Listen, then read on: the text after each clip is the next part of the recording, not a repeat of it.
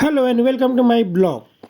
Last video में जैसे कि हमने देखा था चित्तौड़गढ़ के बारे में, और उससे पहले हम लोग वीडियो बनाए थे कुंभलगढ़ के बारे में। आप लोगों ने नहीं देखा तो जाकर के उस वीडियो को देख लीजिए और लाइक कीजिए और सब्सक्राइब कीजिए। और लास्ट अभी जो वीडियो डाला हूँ वो पार्ट 1 जो उदयपुर के बारे में, उदयपुर का डिटेल में दिया है उसमें। और आज जो हम लोग बात करने वाले हैं, आज बात करने वाले हैं हल्दी घाट के बारे में कि जो भी चीज़ हो। लेकिन अब ये अकबर ने देश ये करके अकबर अब क्या करेगा, लड़ाई का तैयारी करेगा। तो अकबर क्या करता है कि आप ये युद्ध के बारे में जानते होंगे जो हल्दी घाटी का हुआ था। तो अब क्या अकबर करता है, अकबर वहाँ से निकलता है युद्ध के लिए। लेकिन अकबर खुद युद्ध में न जा कर के अकबर किधर रुकता है, अजमेर में जा कर के रुकता है। और अपना सेनापति किसको बनाता है, मान सिंह को। और पहली बार मान सिंह अकबर का सेनापति बना था।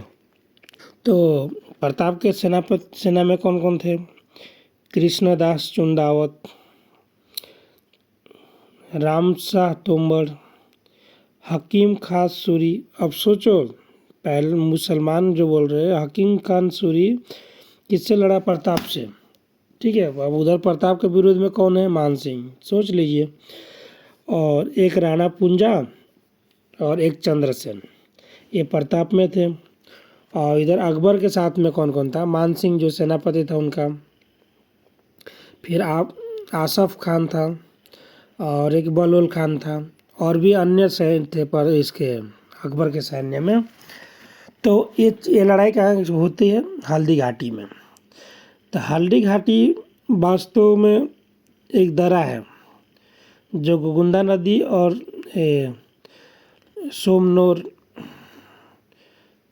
मतलब गोगुंदा पहाड़ और सोमनौर पहाड़ के बीच में रास्ता है, जिसको बोलते हैं हल्दी घाटी। क्योंकि वहाँ पे पीला पीला पत्थर, पीला पीला मतलब मट्टी है वहाँ पे, इसलिए उसको बोलते हैं हल्दी घाटी। अब गोगुंदा पहाड़ एक साइड से, एक साइड से खमनोर पहाड़ है, और बीच में जो दर्रा बचा है उसको बोलते हैं हल्दी घाटी। ये देखिए जो सामने वीडियो में भी मैं बनाया हूँ, वो जो देख रहे हैं। अब प्रताप को पता था कि हमारा सेना कम है, तो वह हम पहाड़ और दर्रे के फ़ायदा उठाएंगे। क्योंकि प्रताप के पास जो सेना था उनको तो पता था कि पहाड़ पर कैसे लड़ा जाता है, दर्रों के बीच में कैसे लड़ा जाता है। क्योंकि प्रताप के पास और भी उसके सेना के पास पहाड़ी और जंगल में लड़ने का एक्सपीरियंस था। मुग़ल का इतिहासकार खुद वहाँ पे आया हुआ था, जिसका नाम बदायूनी था, जो मतलब मुग़ल का जो भी इतिहास हो लिखने के लिए। तो बदायूनी खुद लिखता है, जो मुग़ल का इतिहासकार था, कि प्रताप का सेना का हमला इतना तेज़ था कि मुग़लों का सेना 15 से 16 किलोमीटर पीछे आ गए। मतलब सोचो, प्रताप के मतलब इतना कम सेना रहने के बाद भी इतना जोरदार हमला था। क्योंकि वो क्या, दोनों साइड से पहाड़ था, बीच में रास्ता था। तो सेना प्रताप के पास कम है कि ज़्यादा है वो थोड़ी मालूम चलेगा। क्योंकि अब सेना बल ज़्यादा है, ग्राउंड में ओपन एरिया में लड़ाई होगा तब ना। अब ऐसा पहाड़ी के बीच में जो छोटा सा दर्रा रास्ता है, अब देखिए ये दोनों साइड से ऐसा है, अब बीच में रास्ता है। अब इसमें 3 लोग से ज़्यादा तो जा नहीं सकते। अब इसमें जो जिसके पास जो स्किल ज़्यादा होगा वो जाकर लड़ेगा और वो जीतेगा। तो बदायूनी खुद लिखता है कि 15 से 16 किलोमीटर मुग़ल की सेना पीछे भाग कर आई थी, इतना तेज़ हमला हुआ। तो खमनोर के पहाड़ियों में एक नदी है जिसका नाम था पनास नदी, के तट के पास भागकर वो लोग निकले थे। वहाँ से मतलब लड़ाई हुआ तो यहाँ तक भाग करके निकले थे। तो मुग़लों के सेना के पीछे खड़ा था जिसका नाम था मेहतर खान। अब मुग़लों के सेना के पीछे से भागते देख करके मेहतर खान ने बोला कि अकबर खुद लड़ने आ रहा है पीछे से सेना लेकर। तो फिर मुग़ल की सेना रुकी। तो अब उसने क्या बोला सेना को कि अकबर खुद आने वाला है, अब तुम लोग भाग के कहाँ जा रहे हो। तो ये सुन करके सेना रुकी। क्योंकि अब सेना को भी डर था कि अगर भाई पीछे और भाग के जाऊंगा तो कहीं अकबर ना मार दे। ये डर से सेना वहाँ पे रुक गई। पर प्रताप के सेना से गलती हो जाती है। हाँ, प्रताप के सेना से गलती क्या होती है कि जब इनको खदेड़ते हुए पीछे पीछे आती है ना, तो जो उसके आगे जो एक खुला मैदान है वहाँ पे ये लोग भाग करके बाहर निकल जाता है। तो क्योंकि पीछा करते करते आगे निकल जाते हैं, क्योंकि दर्रे के अंदर लड़ते, मतलब प्रताप की सेना अगर दर्रे के अंदर लड़ते तो इतना मतलब ये नहीं होता ना, लेकिन वो खुले में आ गए। अब फिर खुले में लड़ाई होने लगा। अब खुले का जो लड़ाई है वो आमने सामने का लड़ाई होगा ना। जो खुले में लड़ाई होगा तो आमने सामने का लड़ाई होगा। अब आमने सामने की लड़ाई में और दरे की लड़ाई में दोनों में अंतर है, क्योंकि क्या है कि दरे की लड़ाई में क्या होता है कि दोनों पहाड़ों के बीच में है। अब जब दोनों पहाड़ों के बीच में थोड़ा सा जगह जो बचता है, जहाँ पे 3 से 4 आदमी जा सकते हैं, आप घोड़ा लेके जा नहीं सकते। तो इसमें क्या होता है कि इसमें आप अब इनके पास तो भील सेना थे प्रताप के पास। तो भील सेना का क्या एडवांटेज था, वो कहीं पहाड़ पर चढ़ जाएंगे ऊपर, वहाँ से पत्थर गिराने लगेंगे, कहीं किधर पेड़ के ऊपर चढ़ के वहाँ से तीर चलाने लगेंगे। अब ये एडवांटेज तो मुग़ल के पास नहीं था। और जब खुला में लड़ाई करने के लिए चले जाएंगे तो खुला में क्या होगा कि मुग़ल के सेना भी खुला में है, महाराणा प्रताप का भी सेना खुला में है, तो वहाँ पे दिक्कत होगा। दिक्कत ये होगा कि मतलब जल्दी ख़त्म हो जाए लड़ाई। और वही दर्रे की लड़ाई में एडवांटेज महाराणा प्रताप की तरफ ज़्यादा होता, लेकिन वहाँ पे तो गलती हो जाती है। अब वहाँ से वो लोग निकल जाते हैं खुले की लड़ाई में, क्योंकि हल्दी घाटी में अगर दर्रे में लड़ाई होता तो मुग़ल के कितने से भी सेना आते सबको काट के फेंक देते, लेकिन ऐसा नहीं हो पाता है। अब वो लोग कहाँ चले जाते हैं, खुले की लड़ाई में चले जाते हैं। तो जैसे ही खुले की लड़ाई में चले जाते हैं तो सामने दिखता है मान सिंह। प्रताप जब वहाँ पे थे तो मान सिंह को देखा, और मान सिंह को देखने के बाद प्रताप का गुस्सा ऐसे ही चढ़ जाता था, क्योंकि रीज़न क्या था कि मान सिंह एक राजपूत था और वो मुग़लों के साथ लड़ रहा था। अब बात ये ऐसा है कि अगर कोई राजपूत अगर दुश्मन के साथ जाकर लड़े तो दूसरे को तो गुस्सा आएगा कि भाई क्यों उधर जाकर लड़ रहा है। तो मान सिंह उधर हाथी पे बैठा हुआ था, और मान सिंह के हाथी का नाम क्या था, मर्दाना। अब प्रताप का दिमाग में ये चल रहा था कि अब सबसे पहले मान सिंह को ये करूँ, मारूँ। तो प्रताप का सेना और मान सिंह का सेना दोनों आपस में भिड़ती है। तो लड़ाई चालू होता है। तो लड़ाई जैसे ही चालू होता है तो प्रताप के सेना मुग़लों के सेना को काटना चालू करते एक लाइन से, और प्रताप के सामने जो भी आता वो रौंदता जाता। क्योंकि प्रताप के पास क्या था, उसका जो घोड़ा था चेतक। क्योंकि देखिए इतना राजा महाराजा लड़े कि उनके घोड़ा का कभी चर्चा नहीं होता, लेकिन एक प्रताप सिंह ऐसे थे जिनका घोड़े का भी चर्चा होता है। चेतक ऐसा था कि जो प्रताप के एक इशारे पे वो चलता था, और जिधर मुड़ना है क्या करना है वो घोड़ा अपने आप अपने इशारे इससे करता था। तो प्रताप वहाँ से घोड़े को चेतक को दौड़ाए और चल पड़े। अब ये देखिए हल्दी घाटी का जो मैं बोल रहा हूँ, इधर का मट्टी देखिए अभी भी मट्टी वैसा ही हल्दी जैसा है, और इसलिए इसको हल्दी घाटी बोला जाता है। और यहाँ पे तो ऐसा बोला जाता था कि यहाँ से जब ये खुदाई और ये होता था तो तलवारें निकलती थी यहाँ पे। इतना भयंकर युद्ध हुआ था हल्दी घाटी में। और यहाँ का मिट्टी जो है वो स्पेशल लोग आकर के तिलक लगा करके जाते हैं, क्योंकि यहाँ का मिट्टी अब सोचिए ना, इतने लोग यहाँ पे ये हुआ था तो यहाँ का मिट्टी कितना ये होगा। अब ये देखिए जंगल पहाड़ तो बहुत कम हो गया है, उस टाइम पे सोचिए कितना जंगल होगा और कितना क्या होगा। क्योंकि अभी के टाइम में जंगल वगैरह भी थोड़ा थोड़ा कटना और ये सब चालू हो गया है, तो उस टाइम पे और अभी में ये अंतर है। तो हमारा अब जल्दी आते हैं टॉपिक पे। तो महाराणा प्रताप ने जैसे ही मान सिंह को देखते हैं हाथी के ऊपर बैठे हुए, तो महाराणा प्रताप को और गुस्सा आ जाता है कि भाई ये हाथी पे क्या कर रहे हैं। और चेतक को बोलते हैं कि चल, चेतक को वहाँ से इशारा करते हैं, वो मान सिंह की तरफ चेतक को दौड़ाते हैं। तो जैसे उधर भागते चेतक को दौड़ाते हैं तो बीच में आ जाता है बहलोल खान। अब बहलोल खान को बीच में आने की क्या ज़रूरत था, थुथुर। अब वहाँ से जैसे ही चेतक आगे जाता है तो बहलोल खान को देखते हैं। बहलोल खान को देखने के बाद महाराणा प्रताप का गुस्सा और भी बेजोर हो जाता है, क्योंकि बहलोल खान ऐसा कहा जाता है कि प्रताप का जो सिस्टर थी उनका हस्बैंड को बहलोल खान ने मारा था। अब ये देख करके प्रताप और गुस्से में आ जाते हैं, और वहाँ से बहलोल खान जैसे ही सामने आता है और प्रताप गुस्से से तलवार निकाल के, ये तलवार से जो मारते हैं वो बहलोल खान को आधा चीरते हुए, आधे पाट करते हुए, घोड़े को चीरते हुए तलवार नीचे आता है।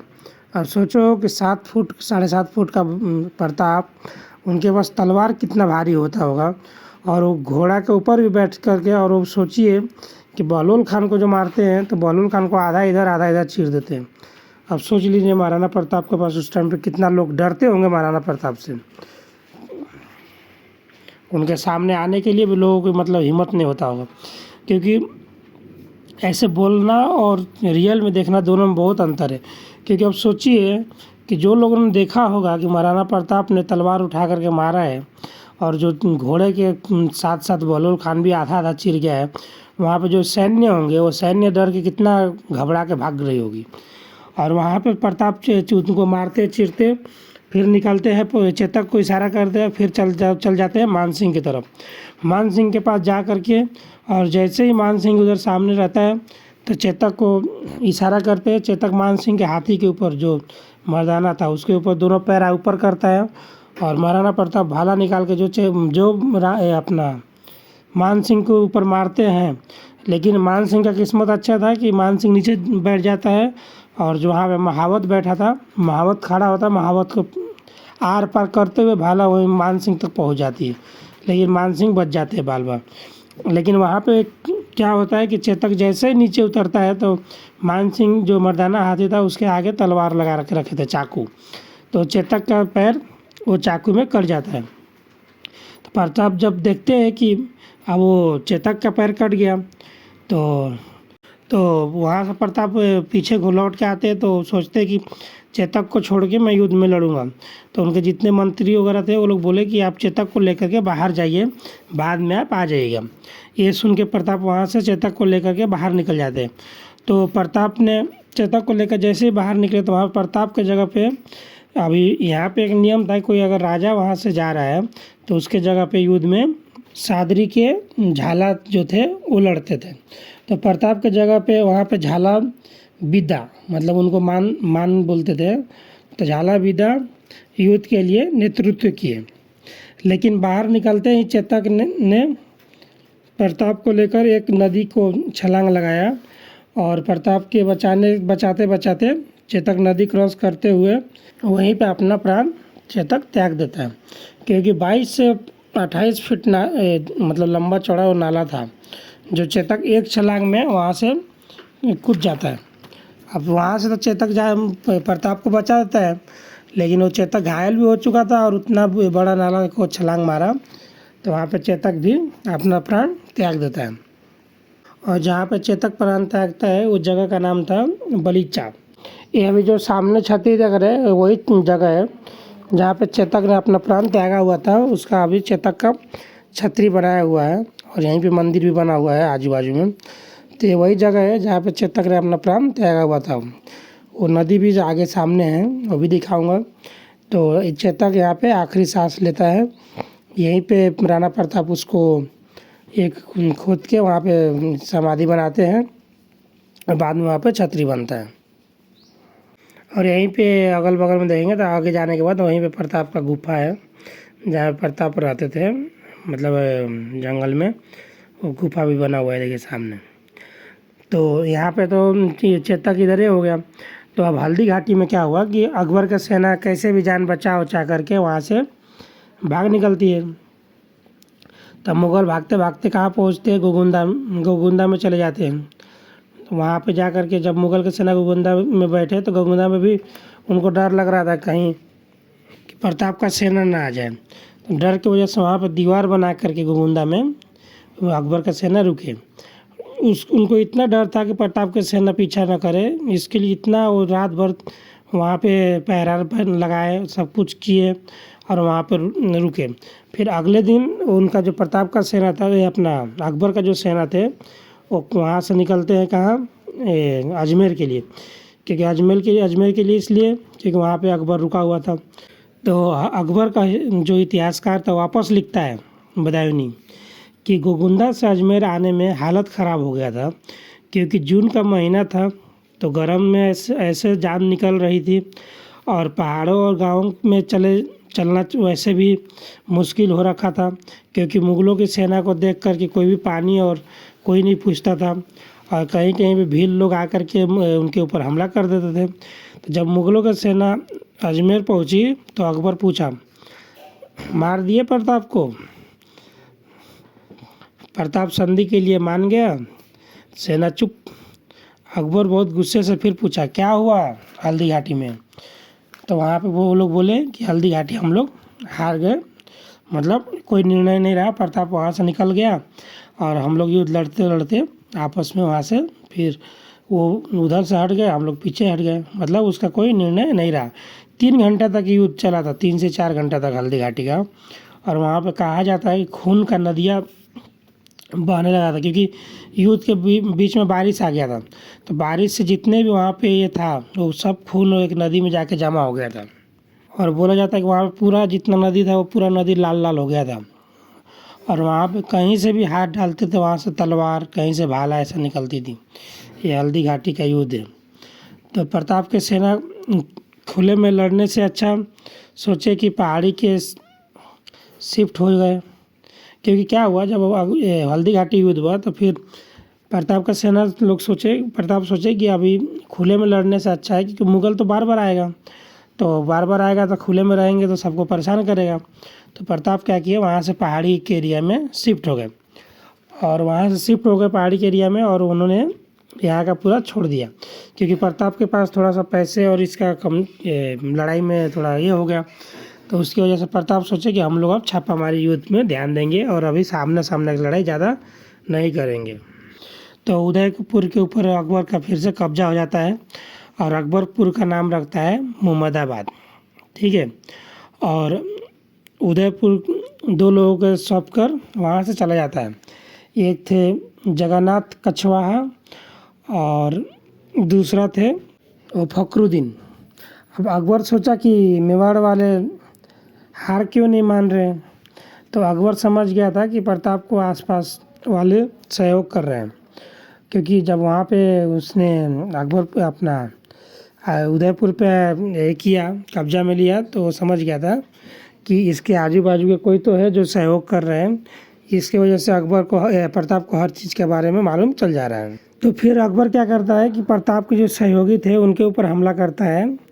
तब बांसवाड़ा और डूंगरपुर, ये 2 प्रताप के सहयोगी थे। तो इन दोनों को पहले बांसवाड़ा पे अटैक करता है, तो बांसवाड़ा का राजा सरेंडर कर देता है, बोलता है कि मैं तो महाराणा प्रताप का सपोर्ट नहीं करता हूँ।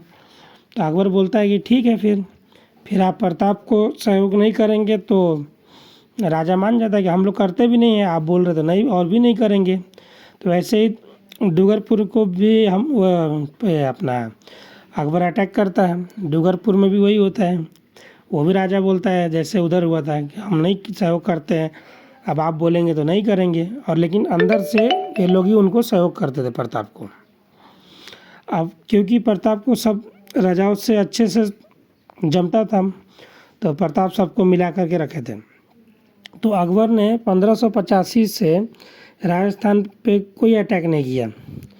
अब सोचिए कि जब वहाँ पे ये हुआ था, तो वहाँ के बाद अकबर ने 1585 तक कोई भी अटैक नहीं, क्योंकि अकबर का पूरा भारत पे अटैक कर रहा था, पर राजस्थान पे कोई अटैक नहीं किया। क्यों नहीं किया? क्योंकि अकबर बंगाल लड़ा, काबुल पर लड़ा, उड़ीसा में अटैक किया, साउथ इंडिया पे अटैक किया, पर राजस्थान पे कोई अटैक नहीं किया। तो अकबर फिर सोचा कि एक बार और देखते हैं, क्योंकि जो अकबर यहाँ से जीत कर गया था, महाराणा प्रताप क्या किए कि वापस फिर वो कब्जा कर लिए। और महाराणा प्रताप क्या करते थे, उनसे लेते थे और वो फिर जंगल में चले जाते थे। महाराणा प्रताप इस बार क्या कर रहे थे, इस बार ओपन में नहीं लड़ रहे थे, वो जंगल का सहारा लेकर के छापामारी युद्ध पे ध्यान दिए उन्होंने। और जो किला वगैरह था उसके ऊपर मतलब उतना ध्यान न दे करके वो उधर शिफ्ट हो जाते थे। तो अकबर फिर परेशान हो गया, क्योंकि जितना उसने जीता था, अकबर को जाते ही कुछ महीनों के अंदर प्रताप फिर वो अपने कब्जे में ले लिए। तो फिर वहाँ से क्योंकि क्या हुआ था, हल्दी घाटी के युद्ध में जब प्रताप चले गए थे, तो अकबर को लगा था कि वहाँ पे सब शांति हो गया होगा। लेकिन फिर धीरे धीरे हर जगह से धीरे धीरे एक चीज़ लेने लगे, तब अकबर को समझ में आया कि नहीं, अभी भी प्रताप जिंदा है। क्योंकि ये लोग तो जाकर बोल दिए कि हम लोग हरा दिए, कि ये जो भी झूठ सच चल रहा होगा। क्योंकि अभी भी किसी को क्लियर नहीं कोई युद्ध में हुआ क्या था। तो ये लोग भी जाकर बोल दिए होंगे कि ऐसा ऐसा था, तो हमने उसको एक किए और हमने प्रताप को हरा दिया। लेकिन अकबर से जितना भी अकबर ने किया था, सब प्रताप धीरे धीरे अपने कब्जे में ले लिए। तो अकबर फिर इधर आया, तो सोचा कि एक बार फिर मेवाड़ की तरफ देखते हैं, कि इस बार किसी और को भेजते हैं। तो अकबर ने शाहबाज खां को फिर से मेवाड़ के लिए भेजता है। तो शाहबाज खां ने क्या किया कि आते ही कुंभलगढ़ के ऊपर अटैक करता है, कि कुंभलगढ़ भी की प्रताप ले लिए थे। अब कुंभलगढ़ पे अटैक करता है तो ये शाहबाज खां ने 3 बार अटैक करता है कुंभलगढ़ पे, लेकिन एक बार प्रताप मतलब थोड़ा कमज़ोर हो गए थे तो प्रताप का अपना सेना लेके वहाँ से हट जाते हैं और कुंभलगढ़ के ऊपर वो जीत जाते हैं। तो शाहबाज खां खुश तो हो गया था कि अब कुंभलगढ़ हमारे कब्जे में आ गया है। तो लेकिन प्रताप ने क्या किया 15 दिन के अंदर, अब सोच लीजिए कुंभलगढ़ के उसके ऊपर राज हो गया। अब वो बोला कि मैं प्रताप को मैं हरा दिया हूँ, अब कुंभलगढ़ आज लिया, कल और आगे देखेंगे। लेकिन प्रताप क्या करते हैं, क्योंकि उस टाइम पे प्रताप का कुछ ये हुआ होगा, उन्होंने नहीं लड़ा। फिर 15 दिन के बाद छापामारी युद्ध किए और कुंभलगढ़ फिर उसने प्रताप ने अपने कब्जे में ले लिया। तो अकबर समझ गया था कि ये शाहबाज खान के हाथ में के बस की बात नहीं है। तो फिर प्रताप सोचा कि अब क्या किया जाए। तो उन्होंने शाहबाज खां को वहाँ से पंजाब भेज दिया। अब अकबर ने एक नया सेनापति बनाए थे, सेनापति बनाते हैं। तो अकबर अब्दुल रहीम जी को भेजते हैं। अब अब्दुल रहीम जी को भेजते हैं कहाँ पे, मेवाड़ पर अटैक करने के लिए। तो अब्दुल रहीम जी बहुत बड़ा योद्धा थे और वह कृष्णा जी के भक्त भी थे और कृष्णा जी को बहुत मानते थे। तो रहीम जी तो आ गए उदयपुर। अब उदयपुर में आकर के उन्होंने क्या किया कि चुपचाप एक अपना सेना को उधर रख दिए और वहाँ पर टेंट उंट लगवाए, आराम से वहीं पे बैठे खाए और पूरा फैमिली को भी बुला लिए और अकबर को पत्र में लिख के भेज देते कि हमने आज अटैक किया था, आज ये हुआ, कल ये हुआ। लेकिन इन्होंने कुछ नहीं किया था, आराम से आए थे, आराम से अपना काम बैठे थे और वहाँ से कुछ नहीं कर रहे थे। अब वहाँ पे अकबर सोच रहा है कि हर रोज़ अटैक हो रहा है लेकिन क्यों नहीं कुछ हो रहा है। लेकिन उस दिन दिलचस्प बात ये हुआ कि अमर सिंह उधर घूम रहे थे। अमर सिंह ने क्या किया कि जब रहीम जी गए थे शिकार खेलने, तो अमर सिंह उनके जितने भी मुग़ल के कैंप में महिलाएं और ये सब उपस्थित थे, सबको उठा करके अमर सिंह लेकर के आ गए, कब्जे में लेकर के उनको लेकर इधर आ गए। अब जैसे ही महाराणा प्रताप को पता चलता है कि अमर सिंह ने ऐसा ऐसा किया है, तो प्रताप वहाँ पर अमर सिंह के ऊपर गुस्से होते हैं और प्रताप अमर सिंह को माफ़ी मांगने को बोलते हैं और वहाँ से माफ़ी मंगा करके और प्रताप खुद बोलते हैं कि हमारे इनसे गलती हो गया, ऐसा हमारा कुछ नहीं है। और प्रताप रहीम जी को लेटर लिखते हैं और उन्होंने लेटर लिख के बोलते हैं कि मेरे लड़का से ऐसा ऐसा गलती हो गया है, वो ऐसा कुछ नहीं है और हम लोग युद्ध मैदान में लड़ते हैं, ऐसा फैमिली को के बीच में ला करके हम युद्ध नहीं लड़ते हैं। तो शिकार खेलकर जब रहीम वापस आए तो देखे कि कैंप में कोई नहीं है, तब तक महिलाएं उधर पहुंच चुकी थी। तो अमर सिंह ले जाके पर उनको छोड़ते हैं, वहाँ से वापस आ जाते हैं। क्योंकि प्रताप के अंदर गुण ही अलग था कि रहीम जी को लेटर जाकर दिया तो रहीम जी की आँख में आंसू आ गया था। रहीम जी बोले कि मुग़ल कब तक रहेगा ये तो नहीं पता, मतलब मुगलिया कब तक रहेगा ये तो नहीं पता, पर जब तक धरती पर सूरज चांद रहेगा तब तक प्रताप तुम्हारा नाम रहेगा। ये उन्होंने रहीम जी उनके बारे में लिखते। लेकिन जब ये बात अकबर को मालूम चलता है कि वहाँ पे ऐसा ऐसा हुआ, तो अकबर समझ जाता है कि अब इनकी बस की बात नहीं है। तो अकबर सिंह क्या करता है कि जो उनका वापस बुला लेता है, तो उनको वापस बुला करके फिर अकबर ने क्या किया, उनका जो चाचा थे अंकल जी, वो बोलते हैं कि अब इन लोगों के बस की बात नहीं, अब अंकल जी को भेजते हैं। अकबर ने अपना अंकल जी को भेजता है, किसको, सुल्तान को।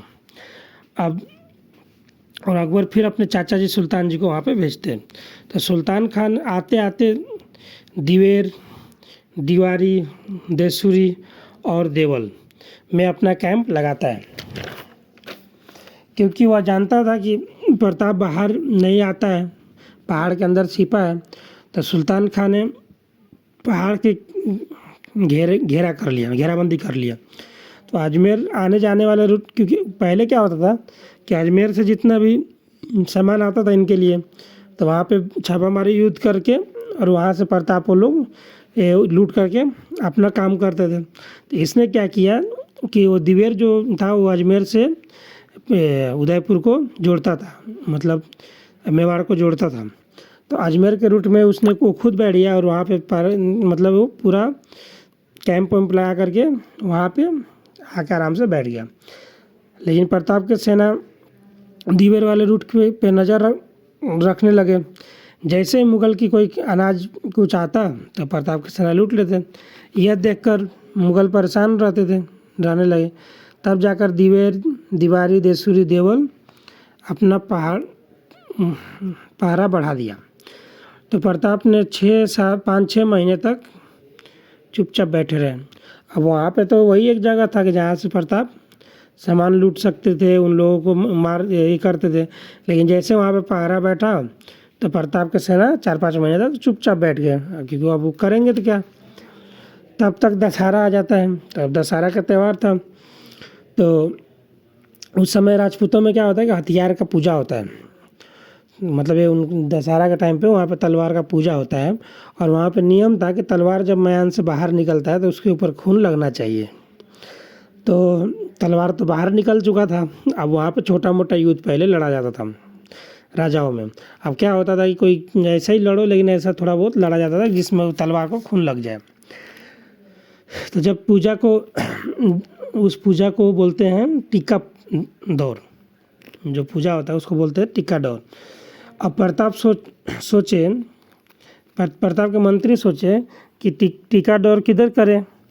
तब प्रताप बोलते हैं किधर भी नहीं, अब सबसे बड़ा कैंप खुद लगाया है सुल्तान, तो क्यों न दिवेर में ही करते हैं पूजा, वहीं पे आज का टीका दौर करते हैं।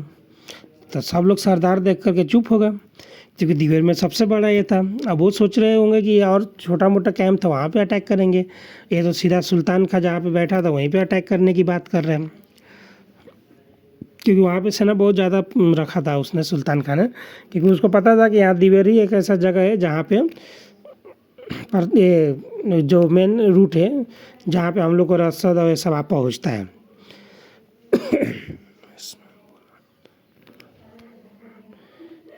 तो उनमें से एक बोले कि इधर तो सेना ज़्यादा है। तो प्रताप बोले बहुत दिन से बैठे, थोड़ा देर तक लड़ने का मौका तो मिलेगा, क्योंकि बोले 5-6 महीने तक हम लोग बैठे तो क्या करें, थोड़ा सा लड़ने का मौका मिलेगा। और दिवेर का युद्ध में मुग़ल को इतना काटे थे, क्योंकि हर जगह से उनको घेर के मारे थे। पूछो मत कितना कुछ दिन हुआ था। बहुत भयानक युद्ध होता है, मतलब दीवार में बहुत भयानक युद्ध होता है, क्योंकि प्रताप का अचानक युद्ध हुआ था। मतलब वो क्या कि छापामारी युद्ध किया था, मुग़ल को कुछ पता नहीं था। और वो जैसे ये होता है तो उन्होंने प्रताप निकलते हैं। और वहाँ दिवेर के युद्ध में एक भी मुग़ल नहीं मरे थे, एक भी मुग़ल नहीं बचे, सब मुग़ल को काटा था।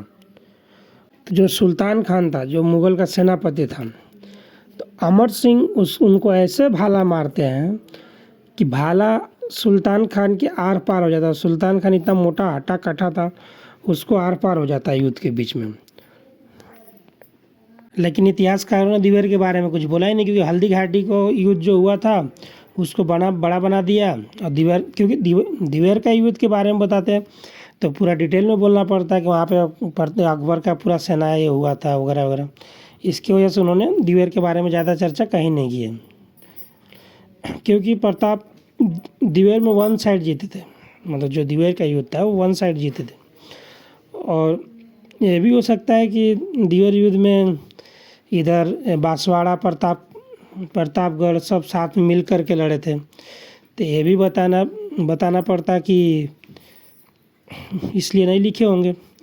और अमर सिंह के बारे में ज़्यादा कुछ लिखा गया नहीं।